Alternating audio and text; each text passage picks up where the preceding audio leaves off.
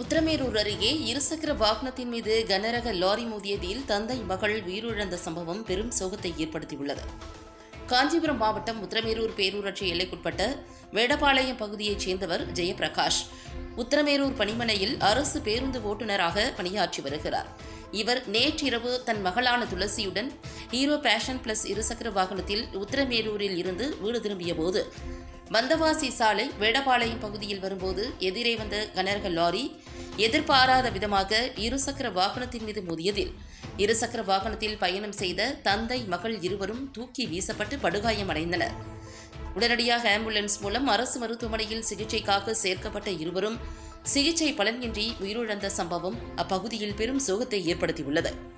இச்சம்பவம் குறித்து வழக்கு பதிவு செய்த உத்திரமேரூர் போலீசார் விபத்து குறித்து தீவிர விசாரணை மேற்கொண்டு வருகின்றனர்.